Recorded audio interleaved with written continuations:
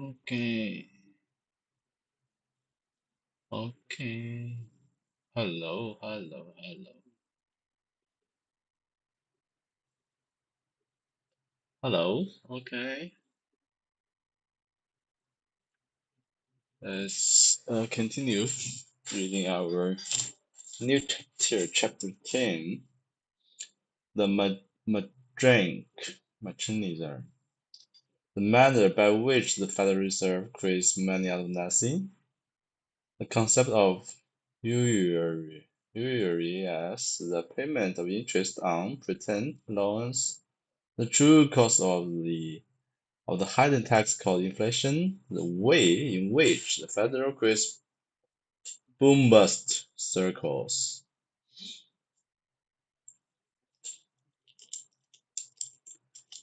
成中文并且注明翻译细节。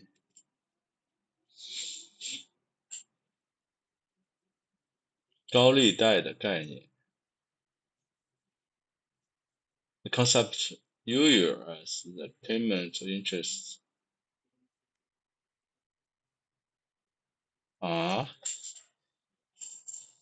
usury 哇，这个叫高利贷啊 usury concept of usury as payment of interest on pretended loans.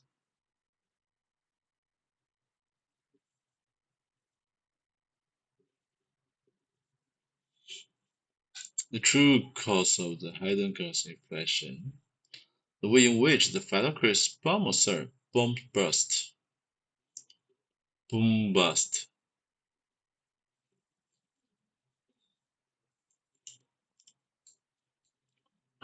boom bust, boom bust, burst 不是 but 啊 bust 可以 burst burst bust.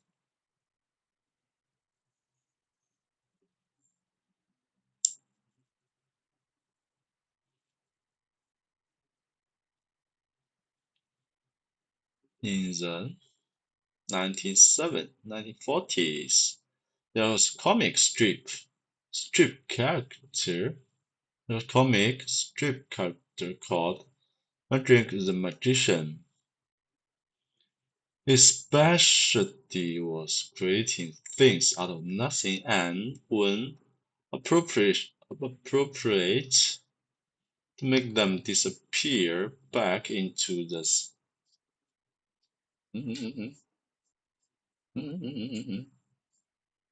Hi. Hi.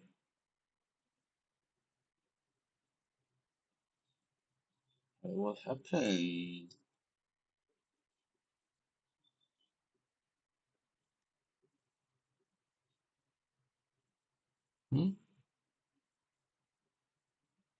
Oh God.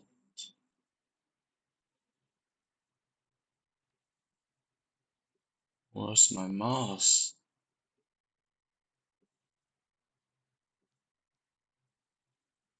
Dun dun dun dun dun dun. Okay. Will appropriate to make them disappear back into the same void. It's fitting, therefore, that the process to be described in this section should be named in its honor.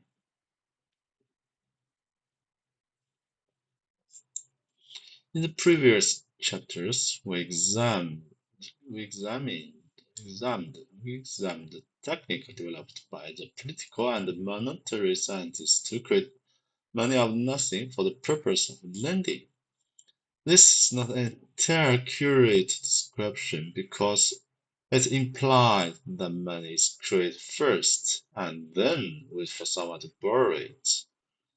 On the other hand, textbooks on banking often state that money is created out of debt. This also is misleading because it implies that debt exists first and then it converted into money. In truth, money is not created until the instant the instant it is borrowed, it is the act of borrowing which causes it to spring into existence. And incidentally, it is the act of paying off the debt that causes it to vanish. There's no short process that perfects that process. So until one is invented along the way, we shall continue using the phrase create money out of nothing and occasionally add for the purpose of lending where necessary to further clarify the meaning.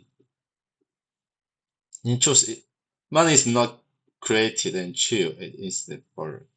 It is the act of borrowing which causes it to spring into existence. And incidentally,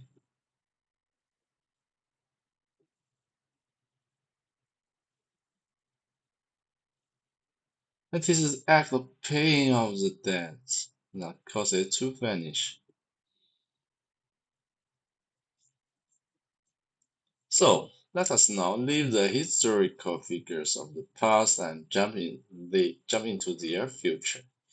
In other words, into our present, and see just how far this money or degradation process has been carried, and how it works. The first fact that need to be considered is that our money today has no gold or silver behind it, whatsoever. The fraction is not 54% or 15%. It is 0%. Oh my God! It has traveled the path of all previous fraction money in history and already has degenerated into pure fiat money, fiat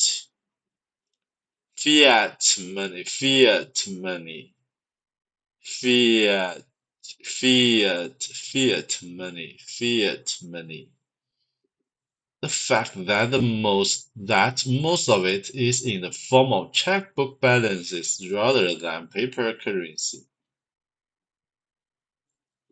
is a mere technicality, and the fact that bankers speak about reserve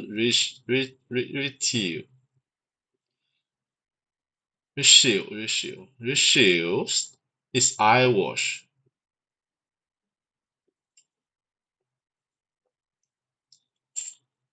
Eyewash，洗眼睛，障眼法哦，障眼法，eyewash。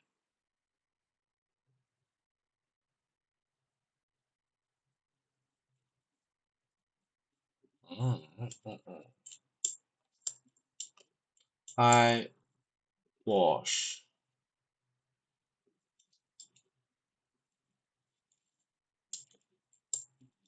障眼法。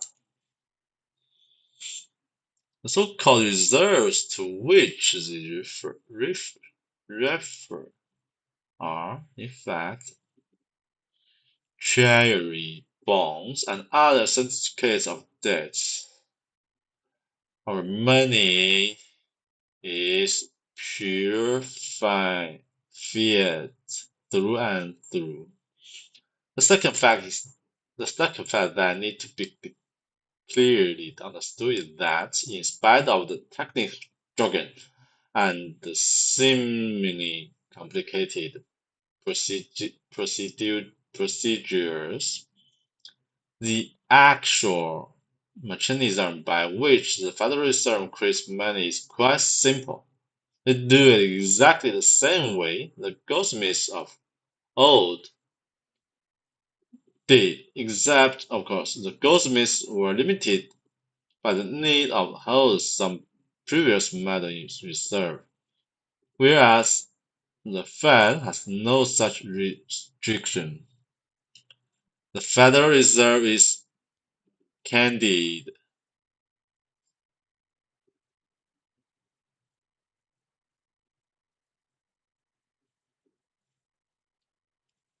The Federal Reserve itself is amazing. Think about this process. A booklet published by the Federal Reserve Bank of New York tells us currency cannot be redeemed or exchanged for treasury, gold, or any other asset used as backing. The question of just what assets back the Reserve notes had little but bookkeeping significance. Elsewhere in the same publication, we are told banks are create money based on a borrower's promise to pay. Banks create money by monetizing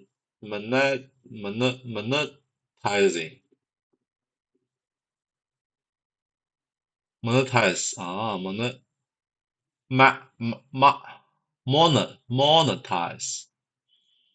monetize the private debt of business and individuals. In the booklet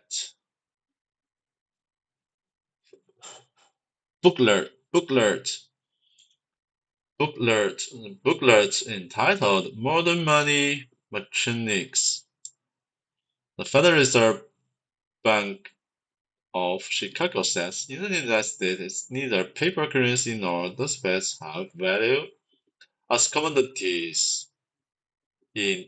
Intrinsically, a dollar bill is just a piece of paper. The space are merely book entries.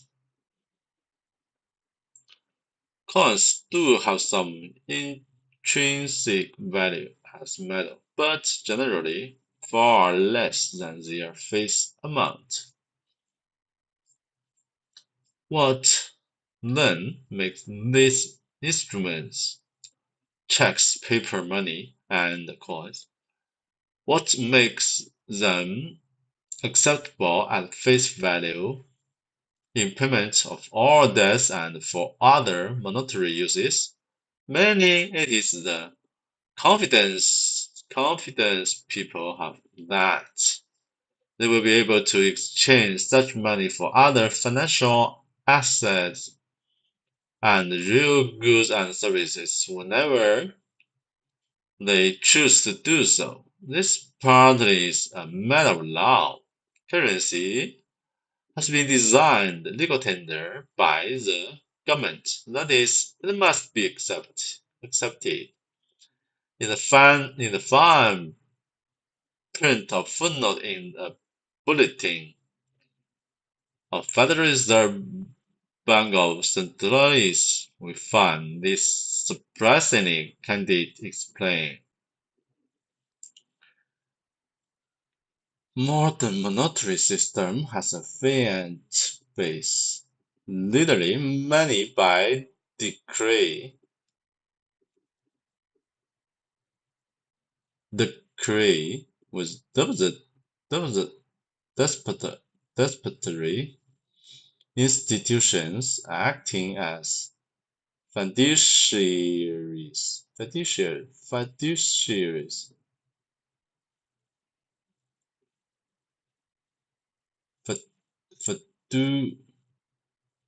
fiduciary, fiduciary, fiduciary, fiduciary, fiduciary, fiduciary, okay, fiduciary, creating an obligation against itself with the fiat-based acting in part as reserves. The decree The decree appears on the currency notes.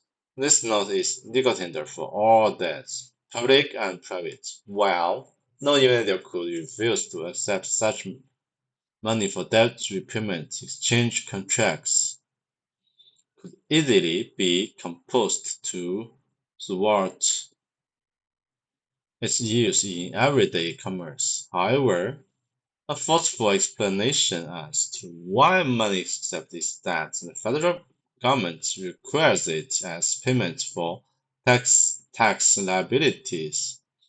Anticipation of the need to clear this debt creates a demand for the pure fiat dollar. Money would vanish without debt. Uh-huh.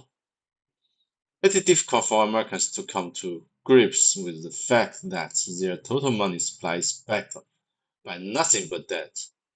It is even more mind-boggling to visualize that if everyone paid back all that was borrowed, there would be no money left in existence.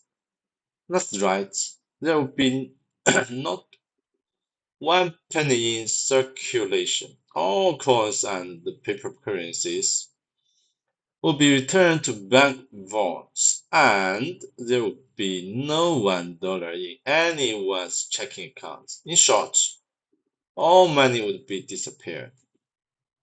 Marina Eccles was the governor of the Federal Reserve System in 1941. On September 20 of that year, Eckler was asked to give testimony before the House Committee of Banking and Currency. The purpose of the hearing was to obtain information regarding the role of the Federal Reserve in creating conditions that led to the pricing of the 1930s. Congressman White Perman, who was chairman of the committee, asked how the federal got the money to purchase $2 billion worth of government bonds in 1933. This is the exchange that followed.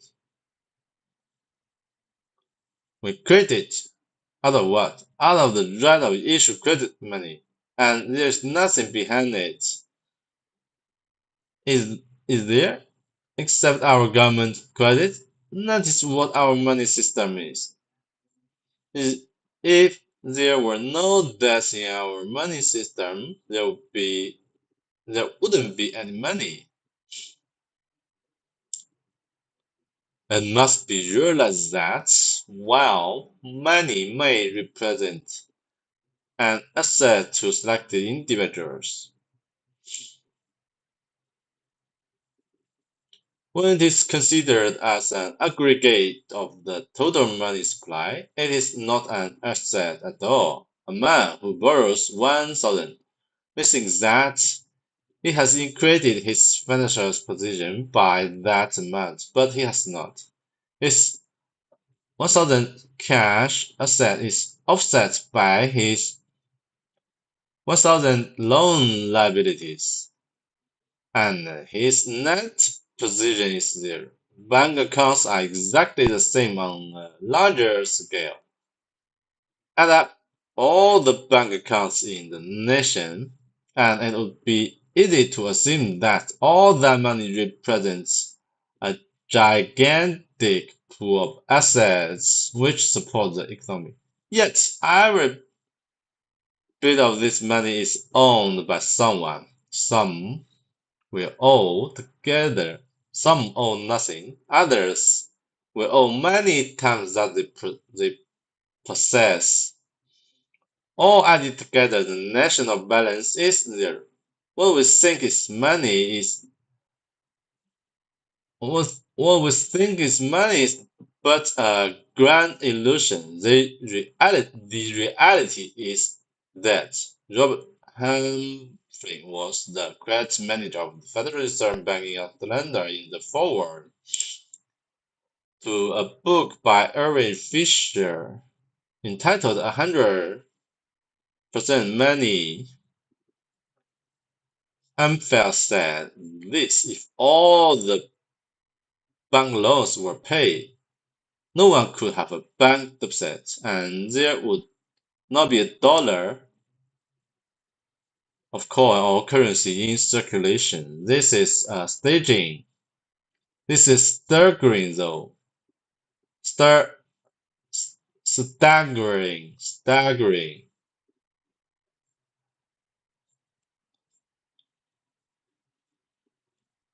Staggering thought.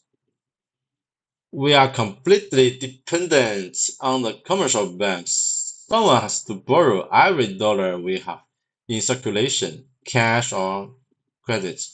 If the banks create ample sufficient money, we are prosperous.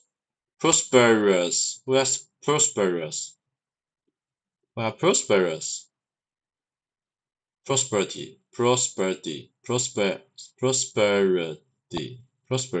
If not, we starve. We are absolutely without a payment money system. When one gets a grasp complete grasp of the picture, the tragic absurdity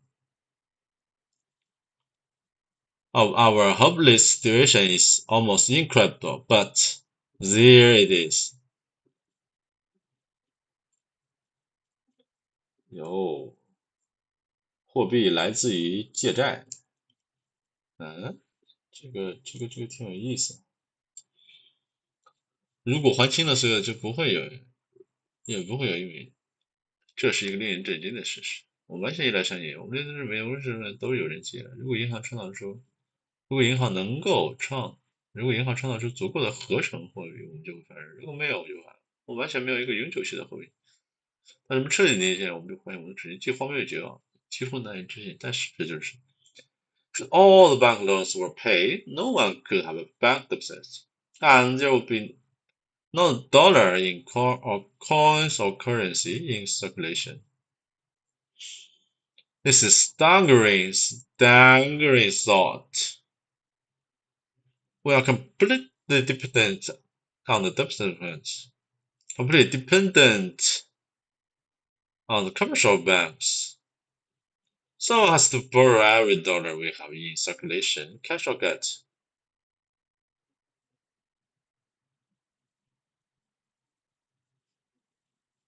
If the bank creates ample sufficient money, ample sufficient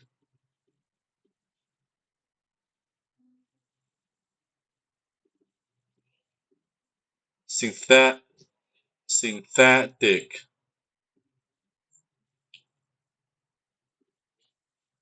We are prosperous. If not, we starve. We are absolutely without payment money system. Permanent. Without a permanent, when one gets a complete grasp of the picture, the tragic absurdity of our hopeless situation is almost incredible.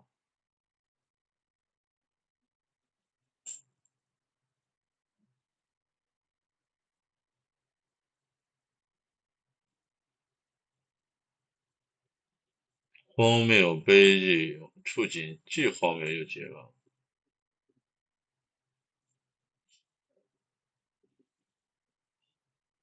synthetic money, staggering thought, hopeless situation, tragic absurdity, 荒谬。With the knowledge that money in America is based on debt, it should not come as a surprise to learn that the Federal Reserve System is not interested in seeing a reduction in debts in this country, regardless of public utterance,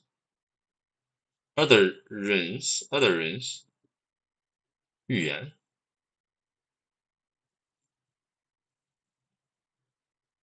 public utterance of the contrary, to the contrary.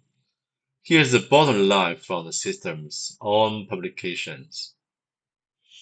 The Federal Reserve Bank of Philadelphia says a large and growing number of analysts, on the other hand, not now regarding the national debt as something useful is not an actual blessing. B. The national debt need to be reduced at all. Need not be reduced at all. The Federal Reserve Bank of Chicago adds that public and private is here to say it plays an essential role in economic processes. What is required is not the abolition of debt, but its prudent use. Prudent use and intelligence management. What's wrong with a little debt? There's a kind of fascination appear to the theory. Fascinating.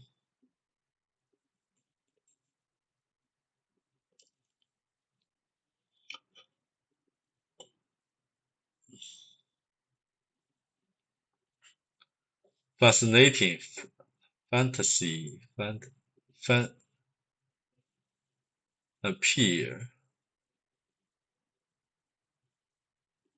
Fascinate.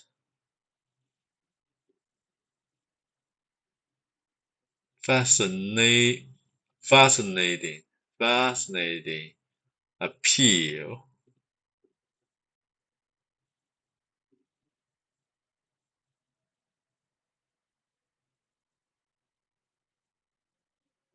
Appeal.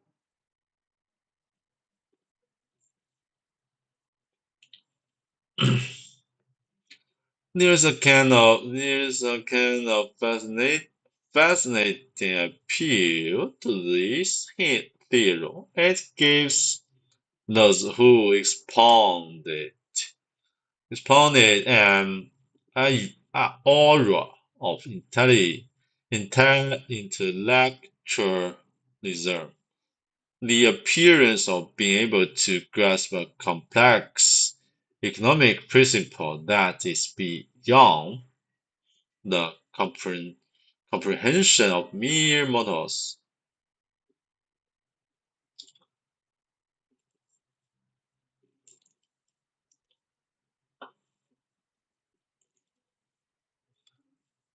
他赋予宣扬这一理论知识分子高兴时，看起来能够理解一个超出常人复杂的经验。It gives those who expound it 阐述 expound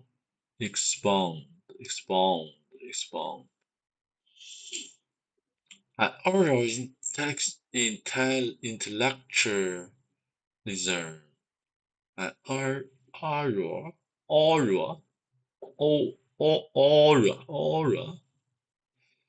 of intellectual, the appearance of being able to grasp that is beyond the comprehension of mere mortals.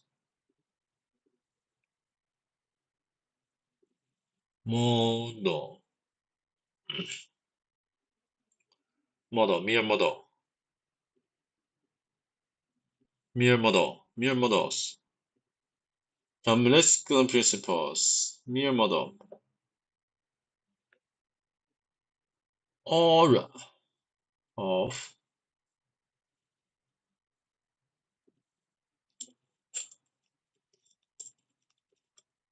aura 光环光圈 aura of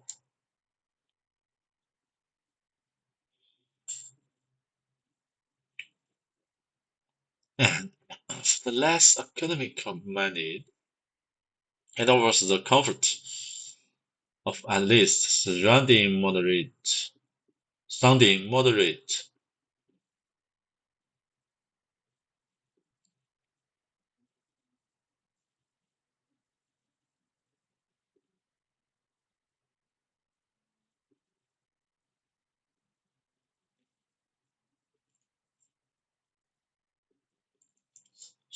and for the less academic mandate.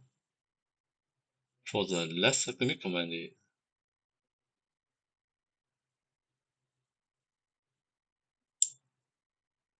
offers the comfort of at least some moderate.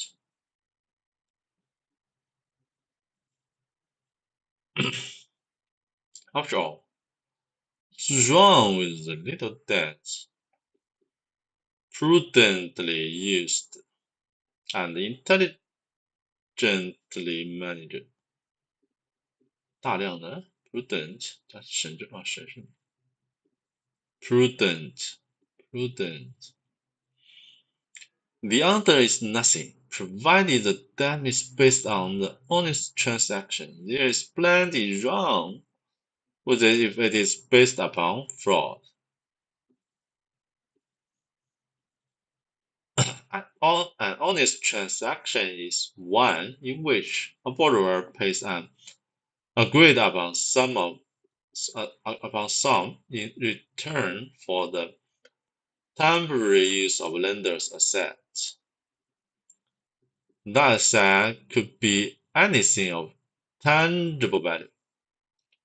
If it were an automobile, for example, then the borrower would pay rent. If it's money, then the rent is called interest. Either way, the concept is the same.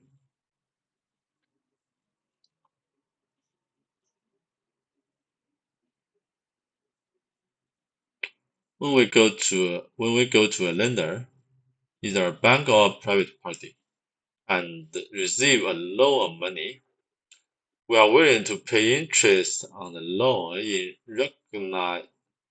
recognition of the fact that the money we are borrowing is an asset which we want to use. It seems only fair to pay a rental fee for that asset to the person who owns it. It's not easy to acquire an automobile, and it's not easy to acquire money, real money, that is. If the money we are borrowing was earned by someone's labor or talent, they are fully entitled to receive interest on it. But when we are thinking of money that is created by the mere stroke of a pen or the click of a computer key, why should anyone call a rent fee on that? When banks place credit into your checking account, they are merely pretending to lend you money. In reality, they have nothing to lend. Even the money that's non-indebted depositors have placed with them was originally created out of nothing in response to someone else's loan. So, what entitles the banks to collect rent on nothing? It is immaterial that men everywhere are forced by law to accept these nothing certificates in exchange for real goods and services. We are talking here not about what is legal, but what is moral. As Thomas Jefferson observed at the time of his protracted battle against the central banking in the United States, no one has a natural right to trade a moneylender, but he who has money to lend. Third reason to abolishing the system.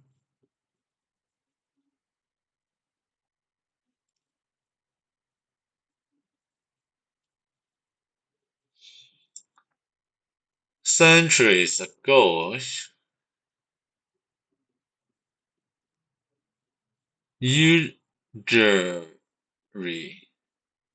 usury was defined as an interest charged for a loan.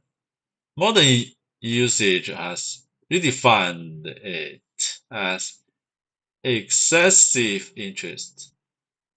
Excessive interest, certainly. Any amount of interest charged for a pretended loan is excessive. The dictionary, therefore, needs a new definition.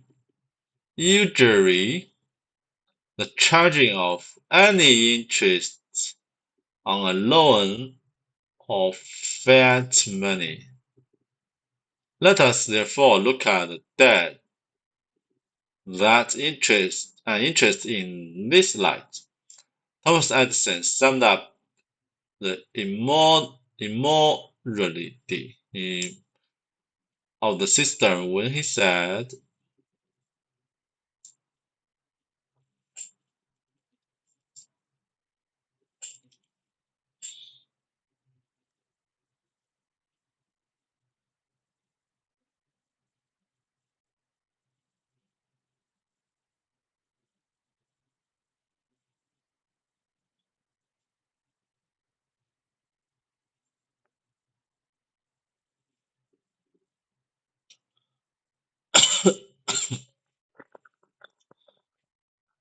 'People who will turn a shovel full of dirt on the project nor contribute a pound of materials will collect more money than will the people who will supply all materials and do all the work.' 十指不沾泥，零零聚大厦，就这意思呗。Is that an exaggeration? 夸张了吗？ Exaggeration. Let us consider the purchase of 100,000 home in which depends the cost of the land, architecture's fee, sales commissions, building permits, and that sort of things, and is the cost of labor and building materials. If the home buyers put as a down payment, then must be borrowed. If the loan is issued at over 30-year period, the amount of interest paid will be. That means the amount paid to those who loan the money is about times greater than paid to those who provide all labors and all materials. It is true that this figure represents the time value of that money over 30 years and easily could be justified on the basis that lender deserves to be compensated for the surrendering the use of his capital for half a lifetime. But that assumes the lender actually has something to surrender, that he had earned the capital, saved it, and then loaned it for construction of someone else's house. What are we to think, however, about a lender who did nothing to earn the money, had not saved it, and in fact simply created out of thin air? What is the time value of nothing? As we have already shown, every dollar that exists today, either in the form of currency, checkbook money, or even credit card money. In other words, our entire money supply exists only because it was borrowed by someone. Perhaps not you, but someone. That means all the American dollars in the entire world are earning daily and compounded interest of the banks which created them. A portion of every business venture, every investment, every profit, every transaction which involves money. And that even includes losses and the payment of taxes. A portion of all that earmarked earmarked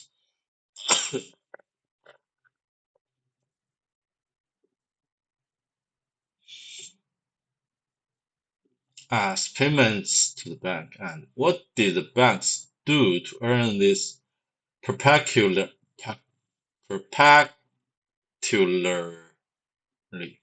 foreign river wealth? Did they lend out their own capital obtained through the investment of stockholders? Did they lend out the hard-earned savings of their depositors? No, neither of these were their major source of income.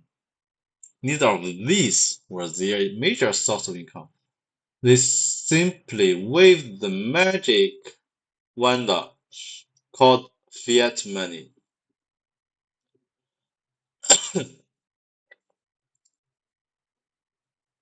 Wanda. The follow of such unearned wealth under the guise of interest can only be viewed as usury of the highest magnitude.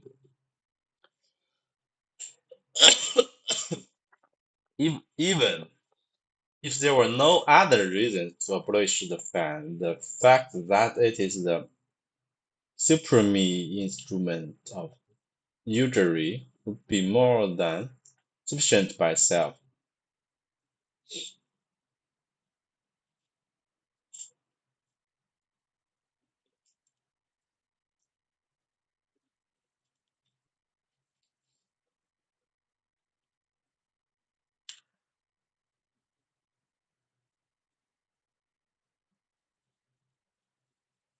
The flow of such unearned wealth under the guise of interest can only be viewed as usury of the highest magnitude. Unearned wealth under the guise of interest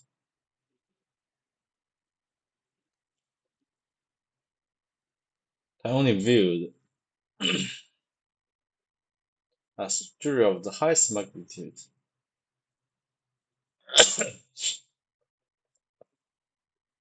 Magnitude.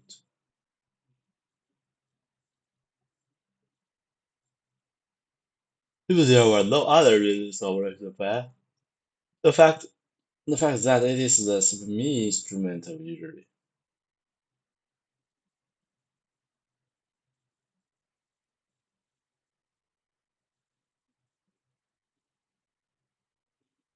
would be would be more than sufficient by itself.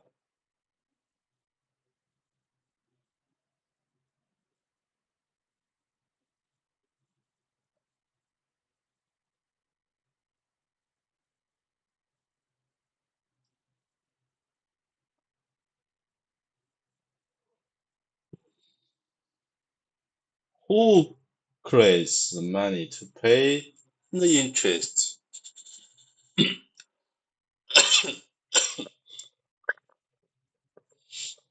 One of the most perplexing questions associated with this process is, where does the money come from to pay the interest? If for 10,000 from the bank at 9%, you owe, but the bank only manufacturing for the loan. It would seem, therefore, that there's no way that you and all others with similar loans can possibly pay off your indebtedness. The amount of money put in circle just isn't enough to cover the total debt, including interest. This has led some to the conclusion that it is necessary for you to borrow for the interest, and that, in return, leads to still more interest. The assumption is that the more we borrow, the more we have to borrow, and that debt based on fiat money is a never-ending spiral leading in extraordinary inexorably to more and more debt.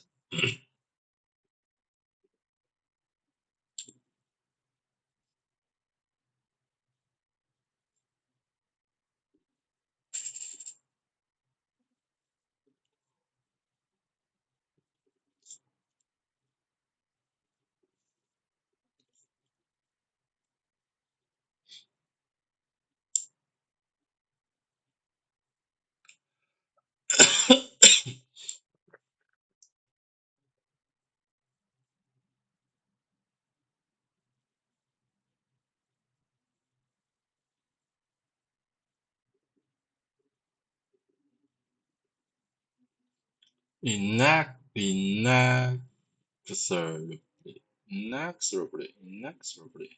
inexorably.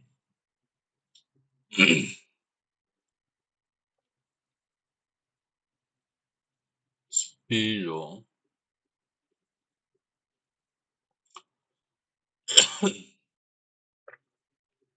spiral.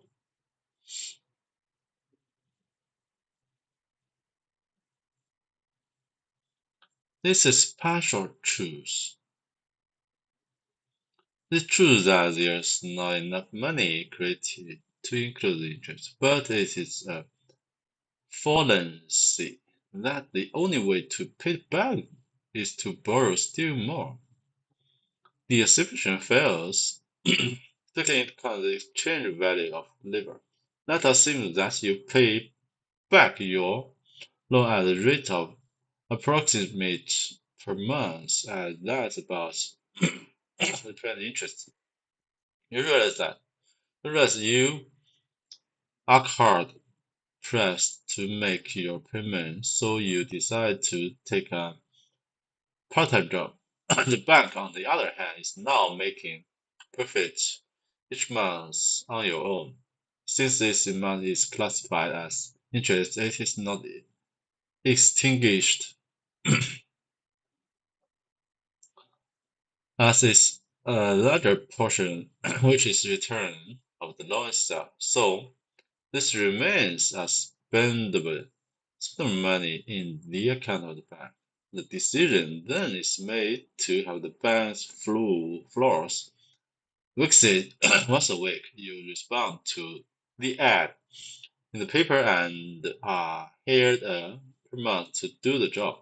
The result is that you earn the money to pay the interest on your loan, and this is the point. The money you receive the same money which you previously had paid, as long as you perform labor for the bank each month, each month the same dollars go into the bank as interest. Then, out of revolving door as your wages, and then back into the bank as loan repayment. It's necessary that you work directly for the bank. No matter what you earn, the money is origin was a bank, and its ultimate destination is a bank. Loop through which it travels can be large or small, but the fact remains all interest is paid neutrally by human effort, and the significance of that fact is even more startling than the assumption that not enough money is created to pay back the interest. Is that the total of the human effort ultimately is for the benefit of those who create that money. It is a form of modern serfdom in which the great mass of society works as indentured servant, servants to a ruling class of financial nobility. Understanding the illusion.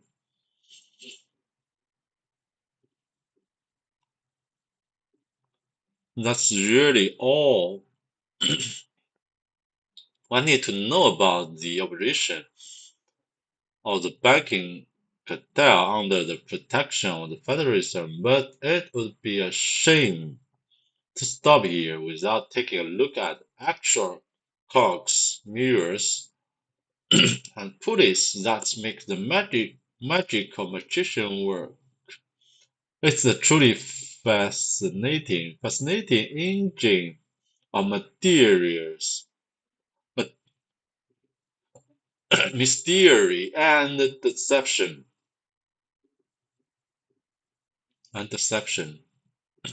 Let us therefore turn our attention to the actual process by which the magicians create the illusion of money. First, we shall stand back for general view to see the overall action. Then we shall move in closer and examine each component in detail.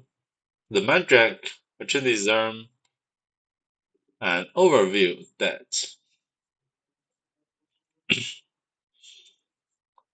the entire function of this machine is to convert debt into money. It's just that simple. First, the Fed takes all the government bonds, which the public does not buy, and writes a check to Congress in exchange for them.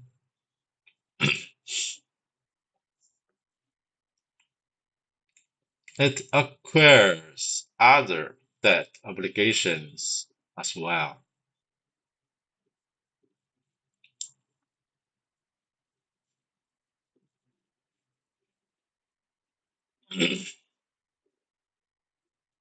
But government bonds comprise most of its inventory. There is no money to back up this check. These fiat dollars are created on the spot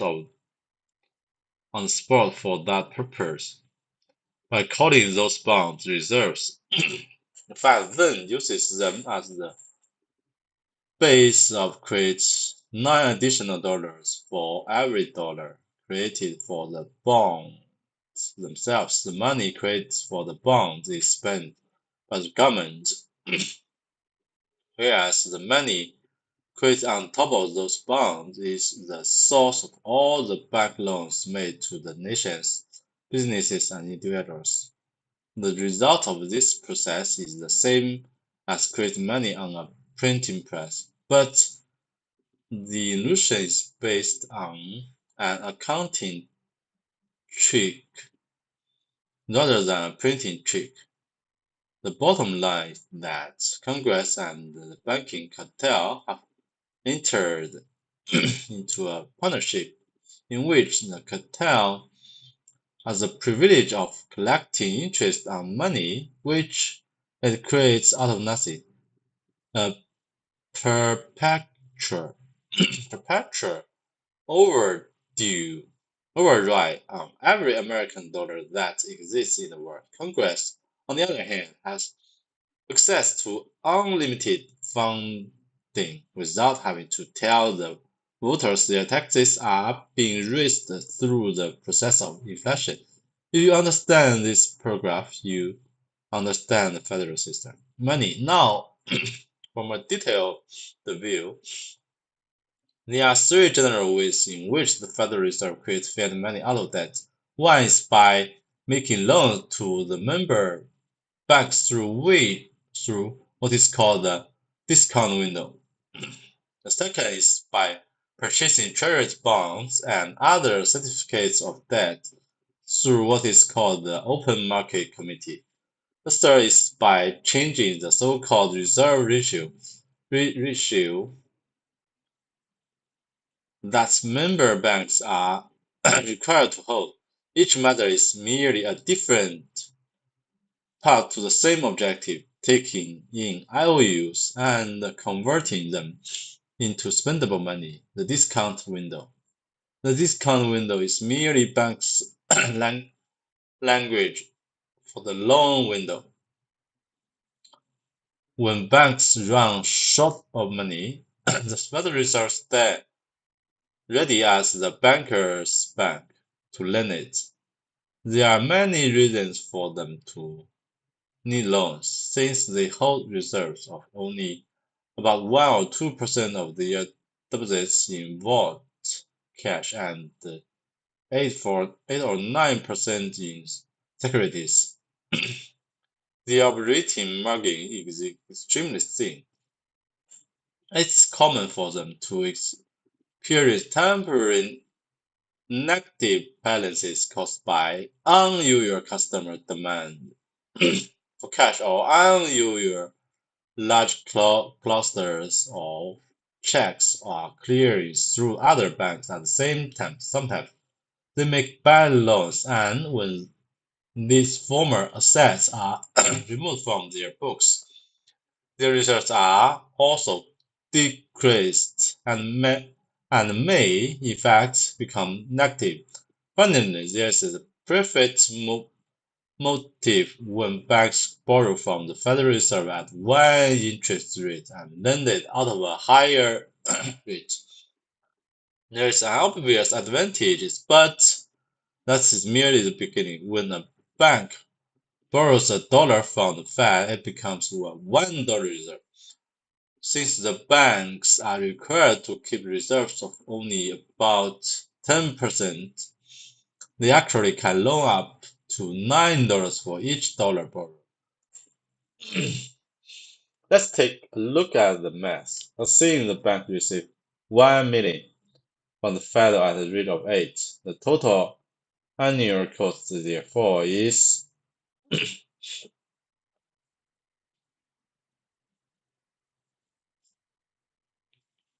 the bank treats loans are cash deposits, which means it becomes the basis of manufacturing of additional money to be lent to customers if we assume that it lends that money at the gross return would be subtract from the bank cost plus appropriate shares of its overhead, and we have a net return of about 900. In other words, the bank borrows a million and can almost double it in 1 year. That's leverage.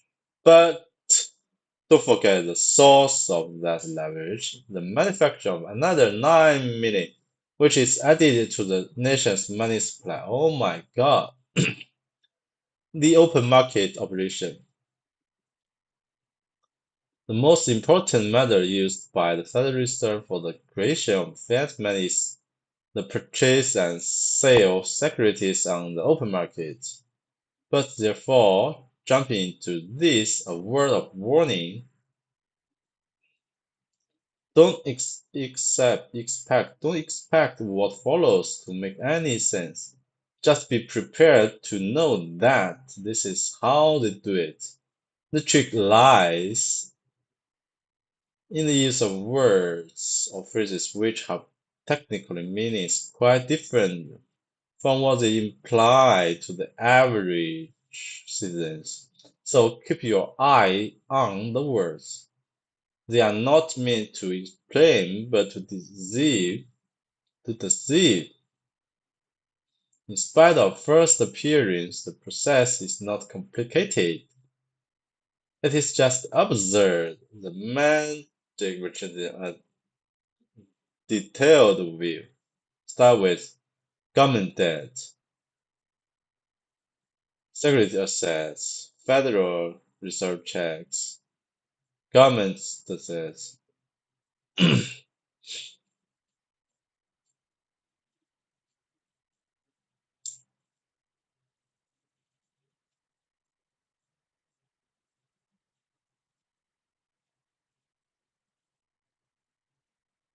Based on a reserve ratio of 10, it must be remembered, however, that is a pure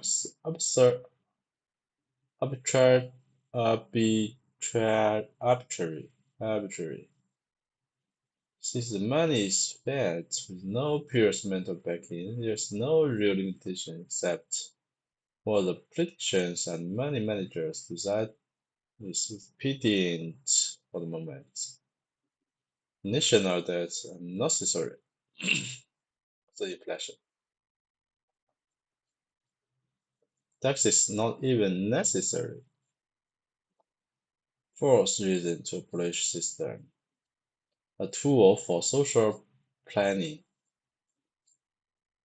Redistribution of wealth.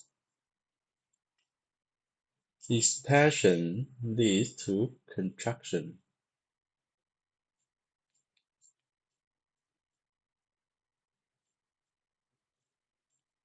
Summary. The American dollar has no intrinsic value. It is a classic example of fiat money with no limit on the quality of that can be produced. Its primary value lies in the willingness of people to accept it, and that the end legal tender laws require them to do so.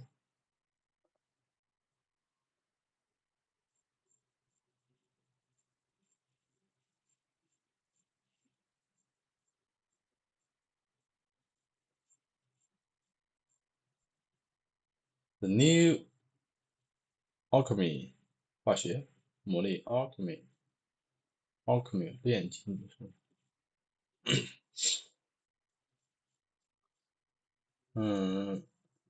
到2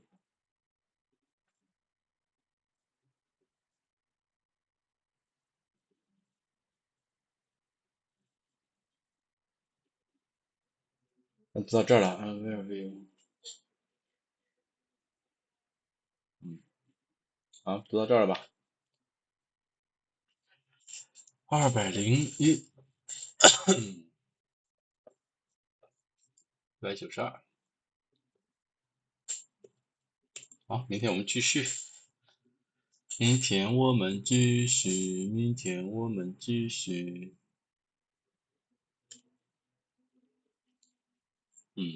天哪这里边这些东西挺好玩